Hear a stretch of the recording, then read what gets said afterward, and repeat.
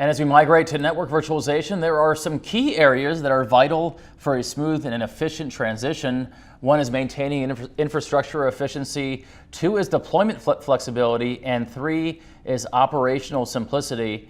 Here to tell us more about the relationship between SDN, DevOps, and network virtualization is Roy Chua. He's of SDX Central. And Roy, welcome to the program. Oh, thank you, Abe. Pleasure to be here. Well, thanks for being with us. First, before we get into sort of the relationship between SDN, DevOps, and network virtualization, I want you to clarify something for our audience. When I say, can the network become more agile with SDN, and will the network become more agile with SDN, are those two different questions? I think certainly there are two separate questions. I think the reality, is that networks can become more agile with SDN. So deploy the right way, implemented the right way, at the right scale with the right products, with the right frameworks, absolutely it can. Will the network become more agile with SDN? I think that's a question of how you actually manage it, right? So SDN gives you the capabilities fundamentally on the infrastructure side, exposes the key sort of knobs and levers that you can operate a network with.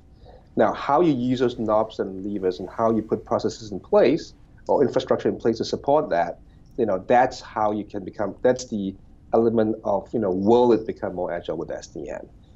Fundamentally, what SDN provides is a set of programmatic controls, usually from a centralized location, across the entire network, whether you're talking about a data center network or a wide area network or campus network.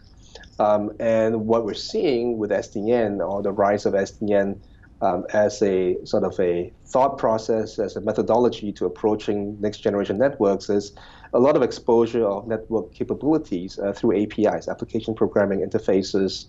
And those kind of APIs are what, if used correctly, can make the network more agile.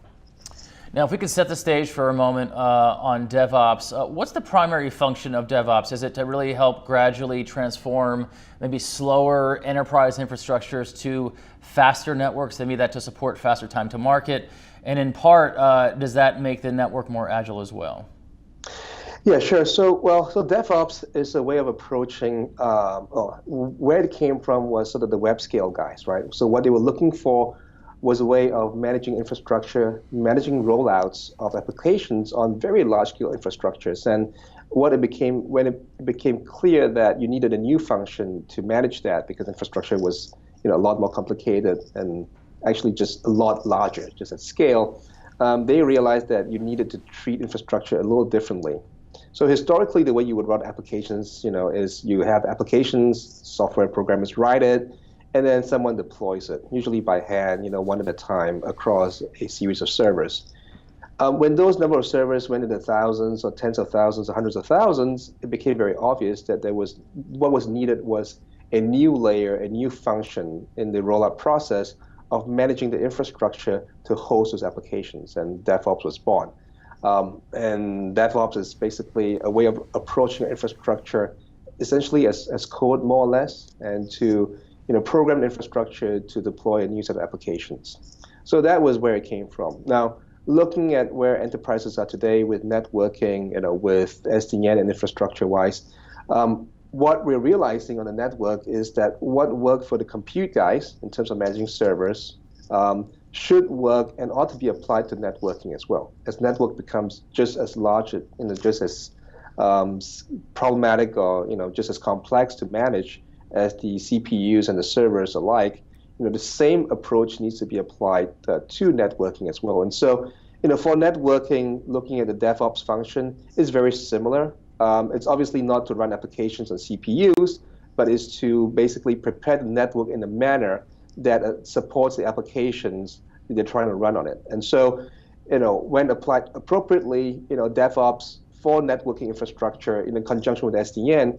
can make the network, much more agile than it used to be before as well. So Roy, of course, SDN, or industry is expecting SDN to support DevOps, and also something called infrastructure as code. Can you define that for us? Yeah, absolutely. And so the way we should look at it is, in the old days, infrastructure was sort of more static, right? Manually, provision. In some cases, you would actually send network engineers out to a data center to plug and unplug different ports, back and forth and the like, and move things around manually. And obviously, anything that's manual, anything that requires touching the equipment or infrastructure is no longer working. And so a different way of looking at infrastructure needs to be, we need to approach it a little differently. And so the same way that you write code to make things happen, and you can replumb the code and move things around to make it do different things, we're looking at infrastructure the same way.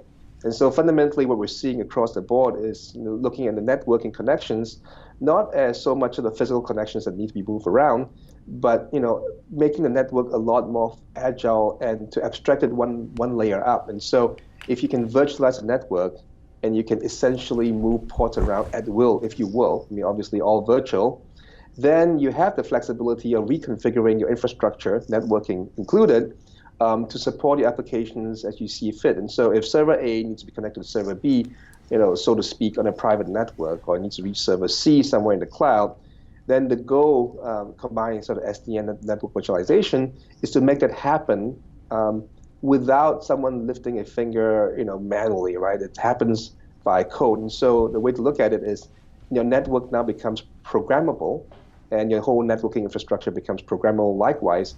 And so by writing pieces of code, by configuring the network through templates and configuration files, you can basically deploy a virtual network with all the right attributes, of a physical network, by just pushing a button and just sending it out there, as opposed to manually moving things around. And so that's a concept of sort of infrastructure as code, including networking infrastructure as code.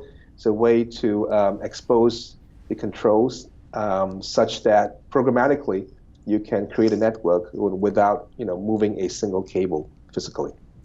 Roy, you just described some of the primary principles and tenets of infrastructure as code, but clearly there are some challenges that lie with infrastructure as code that are also driving it. Can you maybe give us a few of those challenges?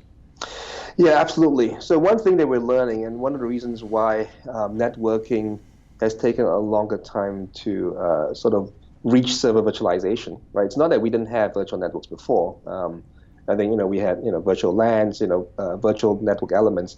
I think fundamentally, the network was not built as flexibly as servers. Number one. Number two, the reality is that networks need to be compatible with other networks to add value. And so, given that there's no such thing as pure greenfield deployment, when you try to make infrastructure as code work, or SDN even work, you have to be able to deal with legacy infrastructure. And so in order to implement those elements, certainly one of the big things is, you have to deal with legacy infrastructure, and that will tend to slow things down. Although we're finding ways of virtualizing and running abstraction layers on top of existing infrastructure to make it work better. It would be great if the underlying infrastructure was all new, but legacy infrastructure just slows things down. That's one element of it. Two is, I think the reality is we're just getting our hands around SDN and the right APIs, and the right programming models. I think it's going to be a couple more years before we fully understand it. The CPU guys, the server guys have a lead head start there. And so just the understanding and getting to figure out what the right knobs and levers to expose are, I think that takes a little bit of time. And so that learning process needs to happen. And finally, there's a cultural element, which is actually quite significant, which is that it took a little while for the server guys to understand how to approach and create this DevOps role. I mean, if you look back 5 years or 6 years, there was no such thing, on the job spec as DevOps, and now you see it everywhere. And likewise, I think the network's a little behind. There needs to be a bit of training, need a bit of understanding of how to approach networking, as code. And historically, network engineers were not coders, and very few of them were. And so if you now take a DevOps approach, then they need to understand in a very minimally sort of scripting, network, sort of programming models, programming abstractions. And so the education and the cultural shift will take time. And I think that's actually one of the biggest challenges to driving infrastructure as code within the networking world. And large corporations actually recognize that. I'll give an example. AT&T, as a service provider, is committed to educating its people and driving them towards an SDN world and making sure that everyone's educated sufficiently to do that, because they recognize that the culture has to change. And part of that is the education. So we started the discussion a few years back talking about DevOps, now talking about infrastructure as code, programming the network virtually. Are there any real-world deployments right now, or maybe a case study that that leverages infrastructure as code that, in essence, makes the network more agile? Yeah, I think we are seeing elements of that already out there. And so if you look at a lot of the new cloud data centers being deployed, you see that a lot of them roll out sort of virtualized networks, right? So they roll out network virtualization on top of a cloud, and by picking the right applications and plumbing them, in the right way, sort of through a UI or through configuration files, you actually can build an abstract virtual network that has all the behaviors of a physical network that was basically cabled that way.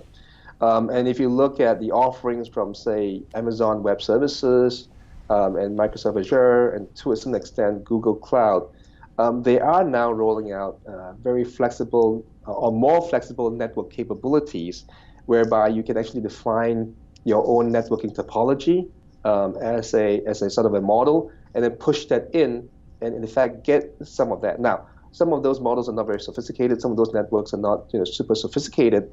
But the fact that you can start doing that even today at some of the public cloud infrastructures, I think, is an indication of things to come.